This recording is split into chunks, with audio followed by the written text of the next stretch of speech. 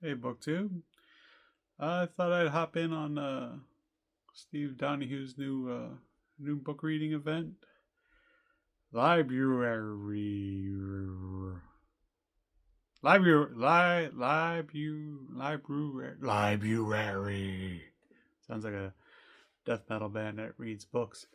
I don't think that was Steve's intent. Steve is getting reacquainted with his local library, which sounds like it's been a long time. I actually frequent my local library quite regularly, starting about a few years ago. Sorry you can't see here, but like something has got my cat's attention here. That's go. Peculiar. Let's pause. Back with more library. That's a weird one, Steve. Library action. So yes, I borrow from my local library quite often. Um, I, I like to show activity there because honestly, there's not as much activity there as there should be.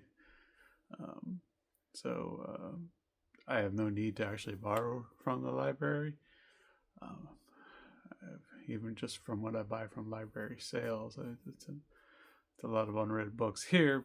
But I do find myself reading more from the books I borrow from the library for whatever reason that is. I guess that has to do with at some point, even with all the renewals, you have to return the book. So, um, yeah, I do read most of what I take out and watch most of the films I borrow. But occasionally it's just showing action. I mean, it's amazing how often I'll go there and a new release hasn't been touched in weeks or months. I'm like, really? Nobody wants to read this? That's crazy. Definitely, there's a decline at our library in terms of borrowing films ever since streaming became more dominant under COVID. So that's been really unfortunate. Um, so it used to take weeks to get like a new release, particularly like say a Marvel title or something, and now it's almost always there, only occasionally being borrowed. So Steve's event falls into just as I finished a couple books that I borrowed from the library. The first one being I had to download an image here because I already returned the book. This is the AI Con by Emily Bender and Alex Hanna. And this gets into discussing AI hype, what's really going on with AI. So much of what we think of AI and whatnot it's not at all what it's being sold as. I think the book does a pretty good job of I mean, if you're involved in AI, not much of the book will probably come as new. But if you're unfamiliar with limited language models and what your Chat GPT really is and all that, then you'll probably find the book pretty useful. It's a relatively easy read.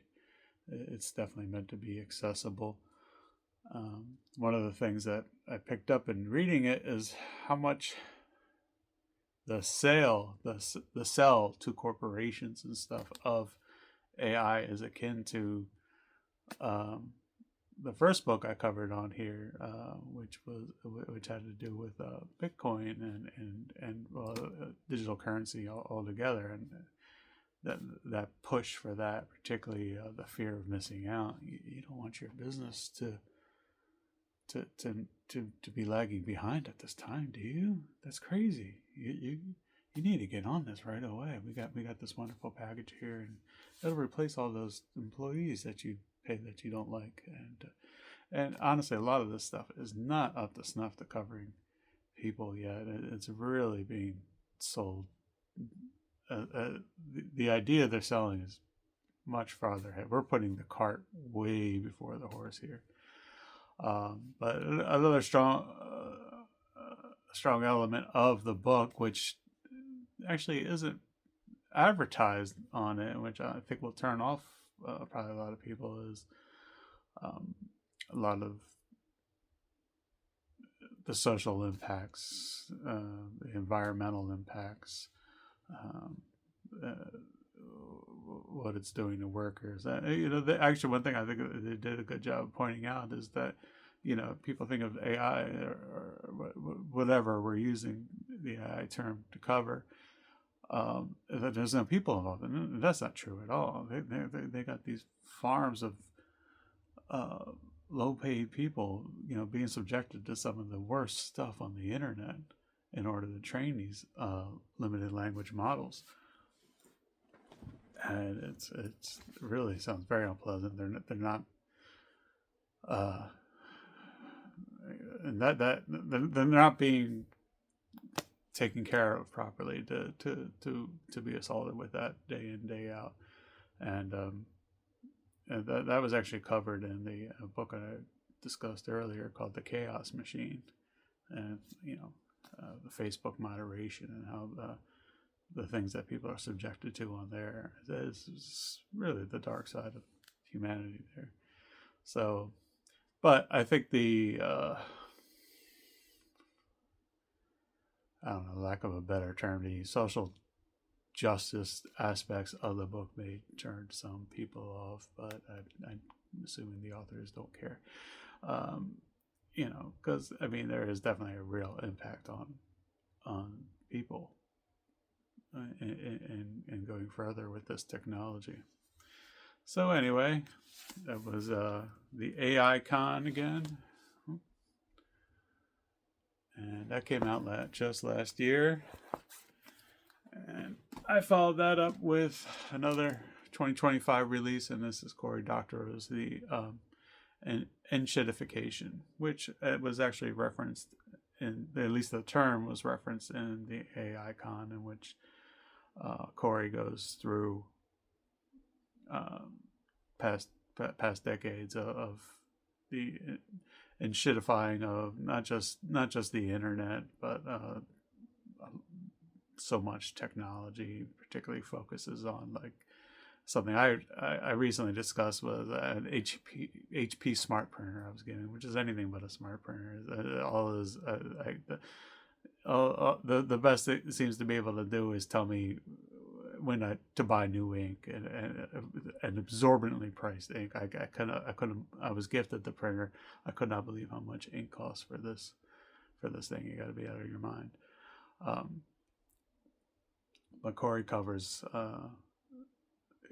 goes into a lot, like, yeah, your Google searches suck now for a very good reason. They know that it sucks. That's not, they don't care.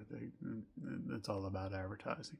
And again, you'll find in almost everything that's discussed in here, it all comes down to advertising, marketing, endless marketing. Oh my God, I don't know what they're going to be marketing to at a certain point. If nobody has money and nobody has jobs, what are you marketing? I don't know. It's crazy.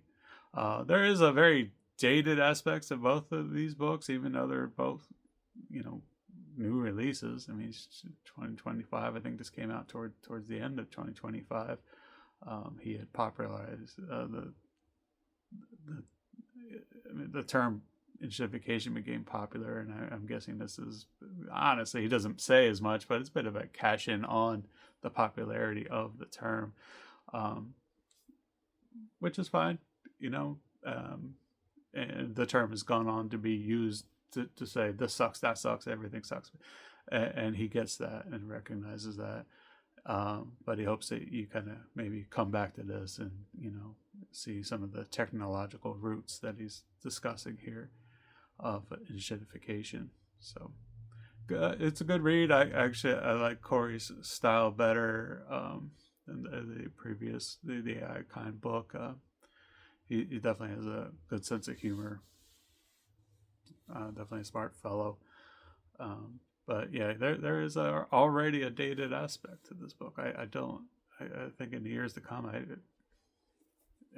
this is all changing so fast.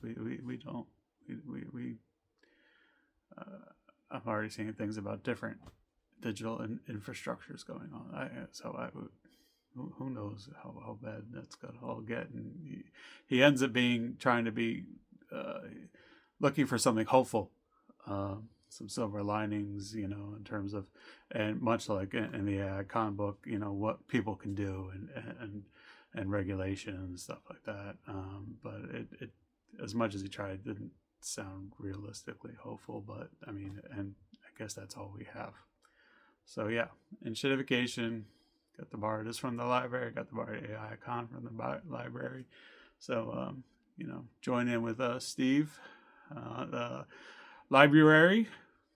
I think that's a pretty cool event. Please visit your local library. Steve's getting reacquainted with his via digital means, so he can borrow all kinds of books and such digitally. A few I looked up recently were only available as digitally, which I actually haven't borrowed anything that way. I should, yeah, but I mean, I already have like a full Kindle I haven't read. I'm constantly using digital rewards towards book purchases, so there's that. Thank you, BookTube.